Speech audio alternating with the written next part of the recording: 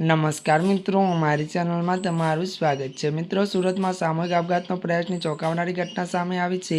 Surat railway station પર બે બાળકો સાથે માતા ટ્રેન આગળ સૂઈ ગઈ હતી। જો કે ટ્રેનની અડફેટે આવતા મહિલાને બે ટુકડા થઈ ગયા હતા, જ્યારે બંને બાળકો ગંભીર રીતે ઇજાગ્રસ્ત થયા હતા। હાલ બાળકોને સારવાર માટે હોસ્પિટલ ખસેડવામાં આવ્યા છે। વધુ વાત કરવામાં આવે તો મળતી માહિતી અનુસાર મંગળવારે 27 વર્ષીય મહિલા બે બાળકો 3 વર્ષીય પુત્ર અને 5 વર્ષીય પુત્રી સાથે બપોરે 12 વાગે સુરત રેલવે સ્ટેશનના પ્લેટફોર્મ નંબર 2 ની આગળ આવી પહોંચ્યા। આ દરમિયાન ત્યારે એક ગાડી પસાર થતાં ટ્રેન આગળ મહિલા બાળકો સૂઈ ગઈ હતી।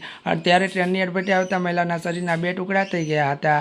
વધુ વાત કરીએ તો જ્યારે બંને બાળકોને ઇજાગ્રસ્ત હાલતમાં ત્યારે સારવાર માટે 108 દ્વારા સિવિલ હોસ્પિટલ ખસેડવામાં આવ્યા હતા। આ ઘટનાને પગલે સ્થળ ઉપર મુસાફરો તેમજ ટ્રાફિક સહિતના લોકોની ભારે ભીડ એકત્રિત થઈ ગઈ હતી। હાલ મહિલા કોણ ત્યારે મિત્રો આ મહિલા કોણ છે અંગે રેલવે પોલીસ તપાસ શરૂ કરી છે। આત્મહત્યાનો ગુનો અને પોલીસ આગળની કાર્યવાહી હાથ ધરી છે। ત્યારે મિત્રો આજના માટે બસ આટલું જ। અમારી ચેનલમાં નવા હોય તો અમારી ચેનલને લાઇક, શેર અને સબસ્ક્રાઈબ કરી દેજો। ધન્યવાદ।